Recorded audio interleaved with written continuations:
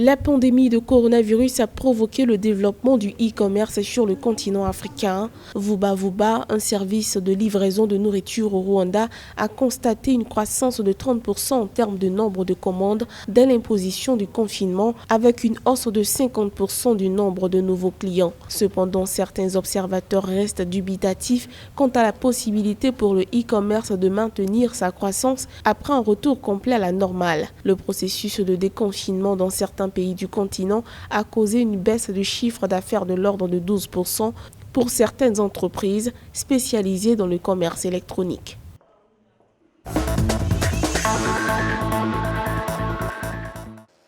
Au Maroc, le Conseil supérieur du pouvoir judiciaire a annoncé le 2 septembre par voie de communiqué que 5 572 audiences ont été tenues à distance dans les différents tribunaux du royaume du 27 avril au 28 août 2020, un intervalle durant lequel plus de 96 000 affaires ont été enregistrées. Le Conseil souligne également que 112 992 détenus ont bénéficié des procès à distance après leur consentement dans ce contexte marqué par la propagation du coronavirus.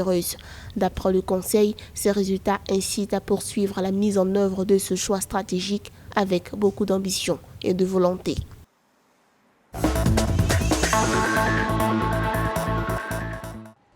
Le comité de gestion de crise sanitaire réuni le 2 septembre à N'Djamena au Tchad a réitéré la nécessité d'une plus grande vigilance face au risque d'explosion des cas de contamination du Covid-19.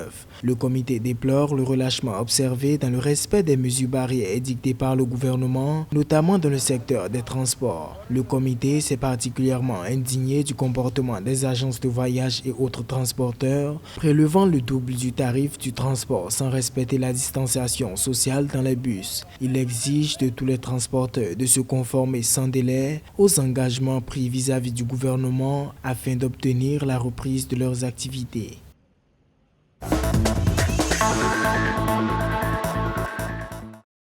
Le Bureau de la sécurité publique a qualifié l'imposition par le gouvernement ghanéen de $150 de frais pour le test Covid-19 à tous les voyageurs internationaux arrivant dans le pays comme une grave violation du règlement sanitaire international. Il a par conséquent demandé le retrait immédiat des frais de test de $150 par voyageur. Par ailleurs, le Bureau de la sécurité publique souhaite que le gouvernement applique plutôt un régime d'auto-isolement obligatoire de 14 jours pour les passagers arrivant sans test Covid. Le président Akufo-Addo a annoncé le 30 septembre que toutes les arrivées à l'aéroport international de Kotoka à partir du mardi 1er septembre seraient attendues pour passer un test Covid-19 obligatoire au coût de $150.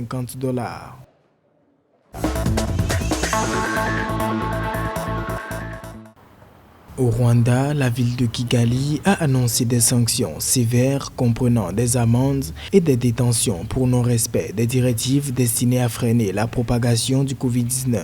Les commerçants et les fournisseurs de services qui refusent le paiement numérique se verront facturer une amende de 25 000 francs rwandais et une éventuelle fermeture de l'entreprise jusqu'à ce que le modèle de paiement requis soit en place. Le non-port ou le port incorrect d'un masque facial entraînera une amende de 10 000 francs rwandais et une détention de 24 heures dans un espace réservé.